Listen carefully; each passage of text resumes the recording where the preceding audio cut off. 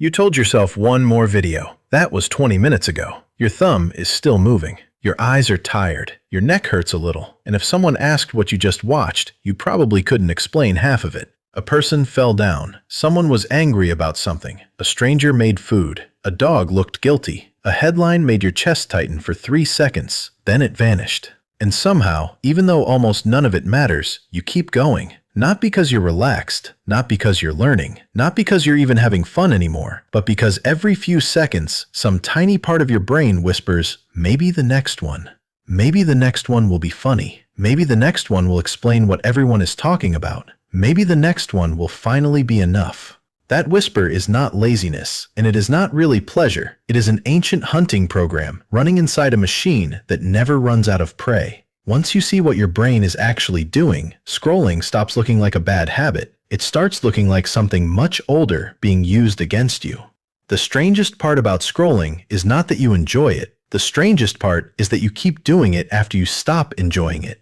You know the moment. At first, the app works. There is a little hit of novelty, a little flash of reward, something bright enough to pull you away from the room you're in. Then 5 minutes pass, then 15, and the feeling changes. You are no longer entertained. You are just continuing. Your body feels worse than when you started. Your attention feels thinner. Your mind feels crowded and empty at the same time, but your thumb keeps moving. That is the first clue. Pleasure is not the real explanation. For years, people have called dopamine the pleasure chemical. It is a simple phrase. It is also misleading. Neuroscientist Kent Berridge and other researchers have spent decades separating two systems most people assume are the same: liking and wanting. Liking is the pleasure of getting something. Wanting is the drive to seek it. And your brain can want something long after it has stopped liking it. Berridge's work on incentive sensitization argues that dopamine is tied more strongly to wanting than liking, which helps explain why pursuit can continue even after pleasure fades. That is why scrolling can feel so hollow. You are not laughing. You are not satisfied. You are not even interested. But the seeking system is still awake. It keeps pointing forward. One more. One more. One more. Your brain is not saying, "This is wonderful." It is saying, "There might be something there." And for an animal trying to survive, there might be something there was never a small thing. A rustle in the grass might be nothing, or it might be food, or it might be danger, or it might be another person approaching before you were ready. The ancient brain did not evolve to ignore uncertain signals. It evolved to check them. That checking impulse is older than language, older than cities, older than the idea of free time. And the phone feed is built almost perfectly around it. Not because every swipe gives you something good, because most swipes don't. That is the trick. If every swipe rewarded you, the pattern would become predictable. Predictable rewards get boring. Random rewards keep the nervous system awake. Nothing, nothing, nothing. Then suddenly, something. A joke that lands. A face you recognize. A headline that scares you. A video that makes you angry. A person you compare yourself to. A comment that feels like it was aimed directly at you. A tiny piece of social information you didn't know you were looking for. Then it disappears, and your brain learns the oldest lesson in the animal kingdom. Check again. This is why the slot machine comparison keeps coming back. The power is not that every pull wins. The power is that the next pull might. Gambling research has long shown that behavior rewarded intermittently and randomly can become persistent and resistant to extinction. Social media researchers have also described feeds, likes, and infinite scrolling as sources of unpredictable reward experiences that encourage repeated checking. Your phone does not need every swipe to be rewarding. It only needs enough swipes to be rewarding unpredictably. The boring posts are not a flaw. They create the gap. And the gap is where wanting lives. This is where the caveman in your head starts to make sense. Imagine one of your ancestors moving through a forest. He checks a bush. Nothing. He checks another. Nothing. He hears a sound. Nothing. Then he finds berries. Then he sees movement in the grass. Maybe it is a rabbit. Maybe it is a snake. Either way, he checks. Because the cost of checking one more thing is small. The cost of missing the wrong thing could be enormous.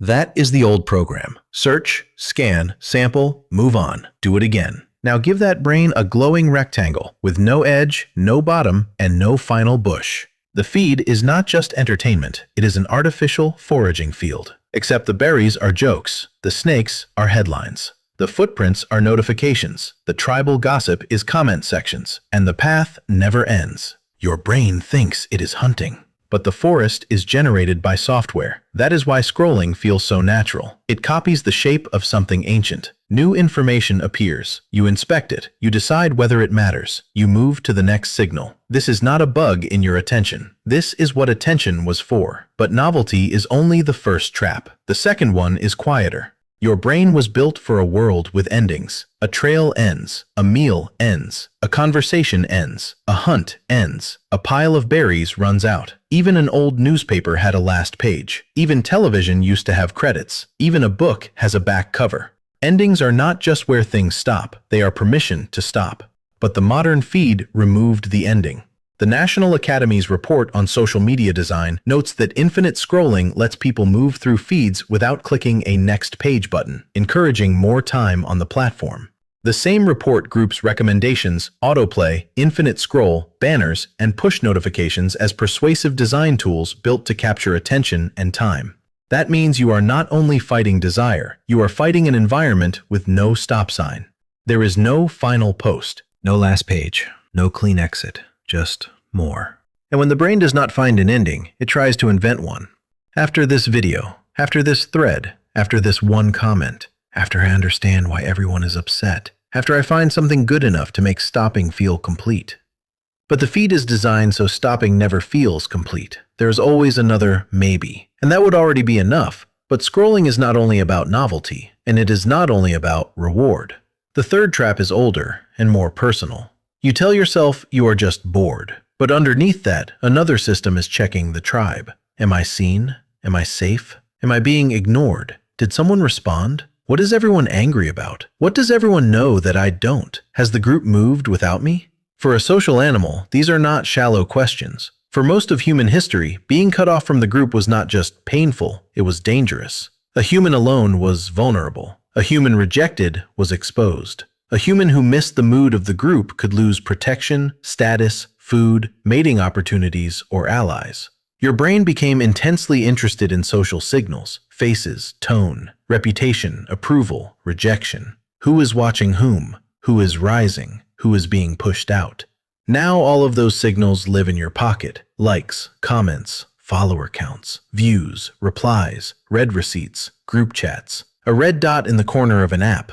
That red dot is not just a design choice. To your ancient brain, it looks like a tribal signal. Someone reacted. Someone noticed. Something changed. Check now. Studies on problematic social networking use have found that social reward motives are especially important in explaining excessive use. Lauren Sherman and colleagues have also shown that social media likes and feedback are tied to activity in reward-related brain systems, especially in young people. That is why one notification can interrupt sleep. That is why a post from someone you barely know can change your mood. That is why a comment section full of strangers can make your body feel tense. You are not just looking at content. You are checking your place in the group. Even alone in bed, even in a silent room, even when none of these people know you exist, a part of you is still watching the tribe. And then comes the part that should bother you. The feed is not just showing you things. It is studying what keeps you there. What you tap is data. What you like is data. What you share is data. What you replay is data. What you search for is data. What you skip is data. And sometimes, even what you pause on is data. The National Academy's report explains that recommendation and ranking systems use behavior to infer relevance, including engagement signals like likes and shares, and even subtle measures such as how long a user lingers over content. That means your ancient reactions can become training signals. Your boredom teaches it. Your fear teaches it. Your loneliness teaches it. Your envy teaches it. Your disgust teaches it. Even the post you hated but stared at for 3 seconds may have told the machine, show more like that. Not because the machine is evil, because it does not need to be evil. It only needs to measure what you do next. If outrage keeps your eyes still, outrage becomes useful. If comparison keeps you scrolling, comparison becomes useful. If fear makes you linger, fear becomes useful. If loneliness makes you check again, loneliness becomes useful. The system does not need to understand your life. It only needs to predict your thumb. And your thumb is attached to a nervous system built for another world. A world where new information was rare, where danger mattered, where social rejection could destroy you, where checking one more signal was often the safest move. That is the mismatch. Your brain was built for a world where information had edges. The feed was built to remove them. The next time you are lying in bed, exhausted, still scrolling through things you do not even like, the story is not simply that you have no discipline. Something older is happening. Your brain is searching for the next useful signal. Food, danger, approval, conflict, novelty, belonging.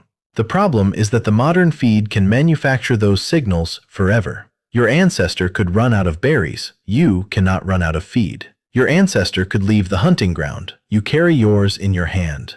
Your ancestor's brain evolved to keep searching until the environment changed. Now the environment changes every time your thumb moves.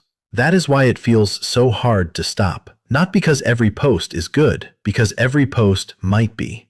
Not because you are enjoying it, because the wanting system keeps promising that enjoyment is one swipe away. Not because your brain is stupid. Because your brain is ancient. It was built to search a world with endings. Now it lives inside a world without a bottom. You are not weak. You are running a foraging program in a world that learned how to trap it.